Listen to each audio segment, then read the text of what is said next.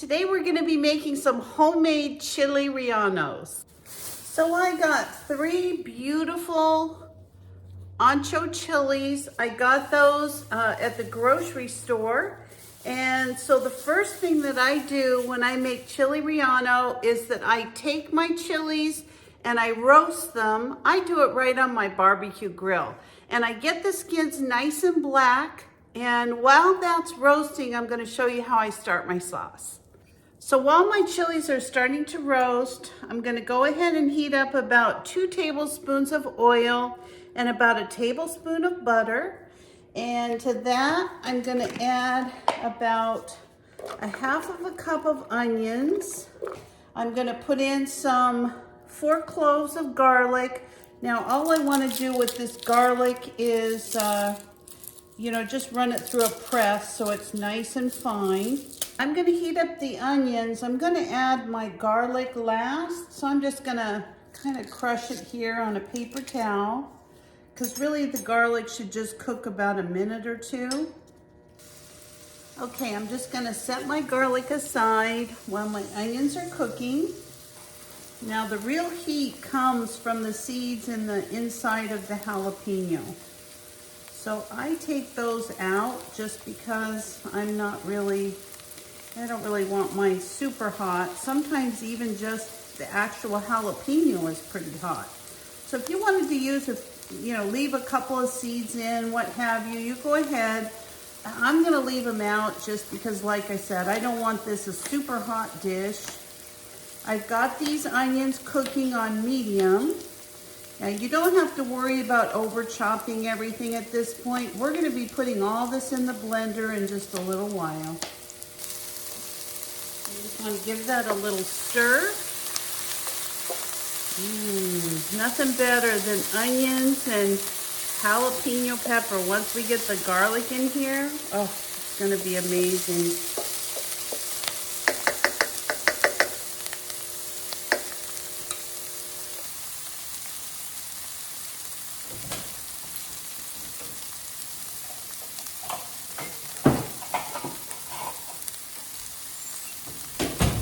Go ahead and put my lid on it so I get a little bit of moisture in there. All right, we're going to continue to stir our jalapeno and our onions. Goodness, I'm glad I took the seeds out. I can tell this is already kind of a hot jalapeno. You see the onions are becoming translucent. The jalapenos are cooking. Now we're going to add our garlic.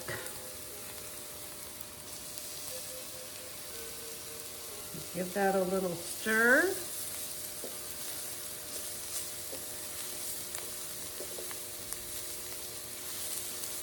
We just want to infuse all of these smells and flavors. And like I said, we don't cook our garlic too long in here, just the way it is right now. We're going to go ahead and add a little bit of flour to that. Maybe just a couple teaspoons or maybe a couple tablespoons.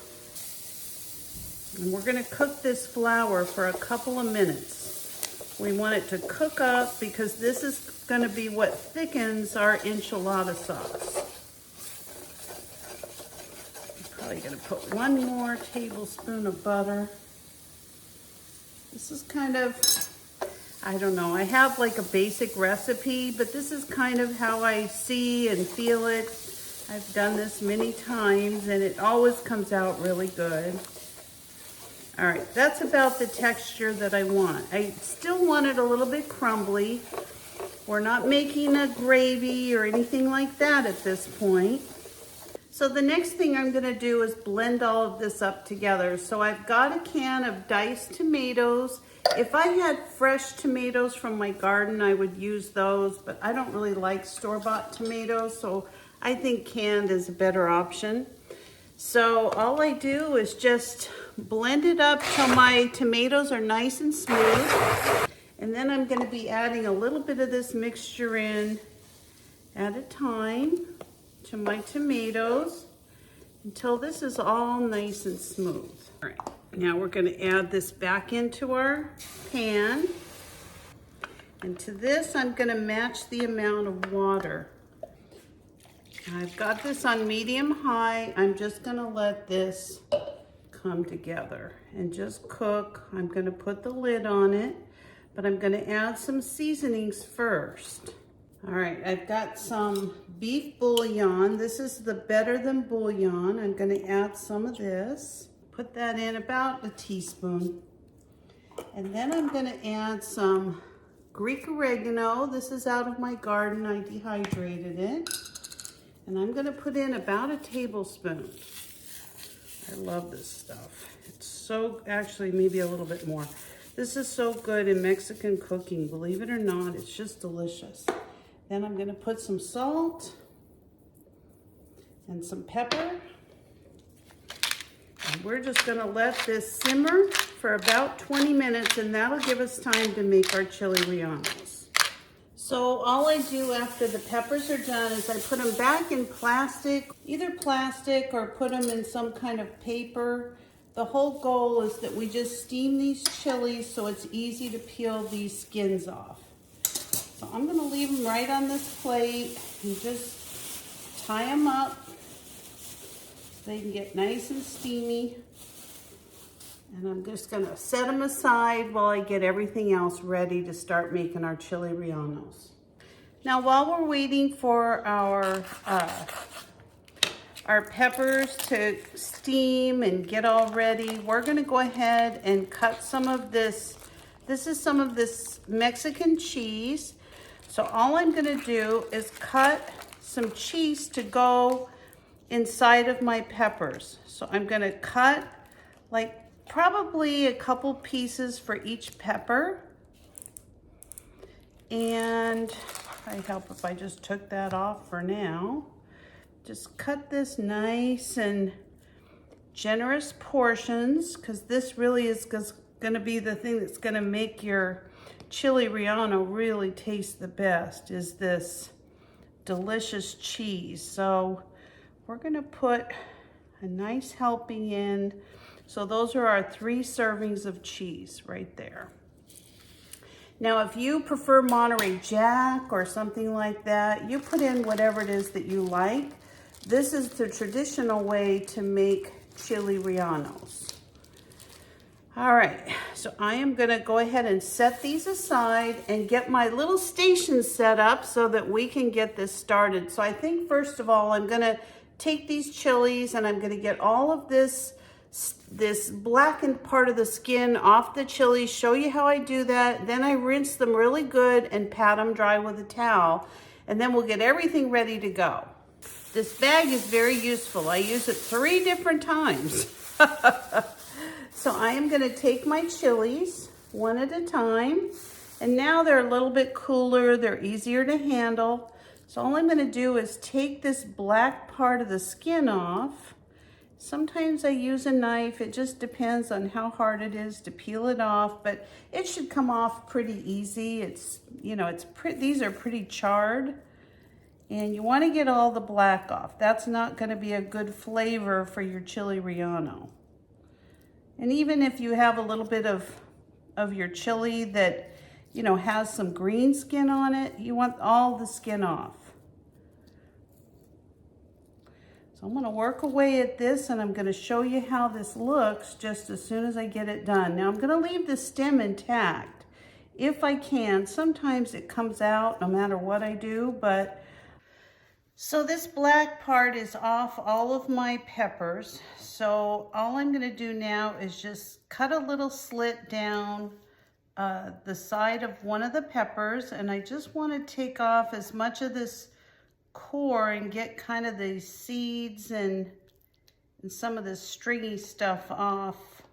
So the first thing that we're going to do is separate 2 large eggs. So I'm just going to separate the yolks from the white part of the egg. And I kind of do it the old-fashioned way, the way my mom did. All right, so what we're gonna do, we're gonna set our whites aside for now, and then we're going to take a teaspoon of baking powder and add it to our egg yolks. So we're gonna take a teaspoon of baking powder with our egg yolks. I'm gonna take a small bowl, I'm gonna add my egg whites, and I'm just going to whisk those up with a mixer until they're nice and fluffy. All right, so now all we're gonna do is take our egg yolk and baking powder mixture, and we're just gonna add this to the egg whites. And you'll notice that your egg yolks have kind of changed consistency, and all we're gonna do is just kind of fold those in. Okay, our little dipping station is all ready.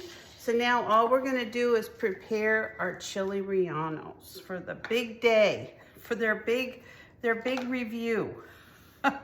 So we're just gonna unwrap this paper towel, and we're gonna put our cheese that we've cut up into the chili relleno, just like this.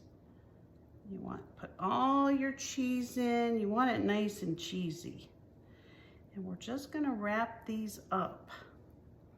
That's all we're gonna do. We need to get our oil nice and hot before we start our dipping.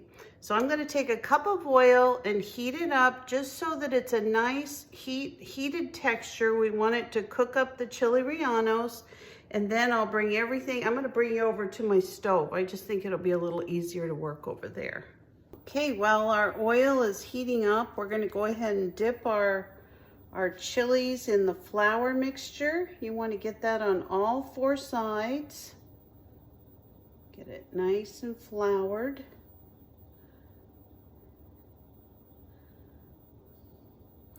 And then get any excess flour off of them. Then you're going to take your egg mixture, and you're just going to, you know, try your best to dip it in here. It's gonna have a hard time sticking. It's just kind of the way this works. It's, you know, it's kind of a sticky process here, but it'll work if you just keep doing this. Just gonna go ahead and give this a little turn.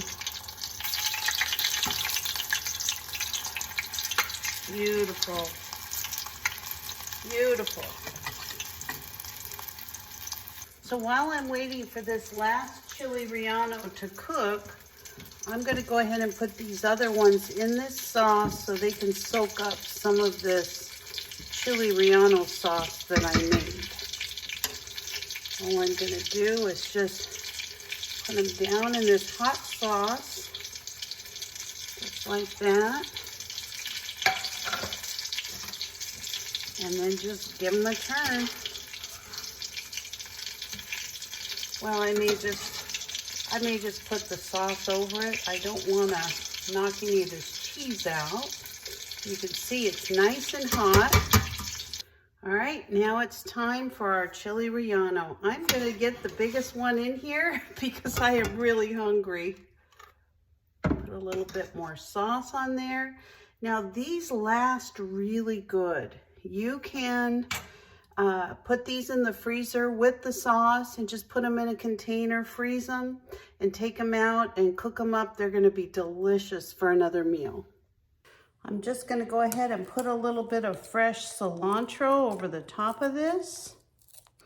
All right, there you go, homemade chili relleno. I'm gonna give it a taste and show you how it came out on the inside.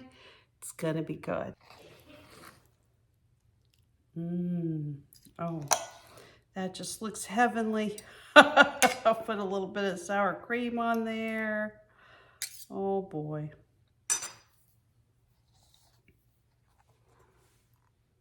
Yum, yum.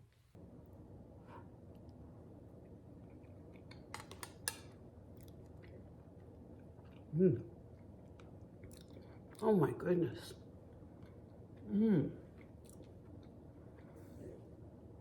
This is so good. So flavorful.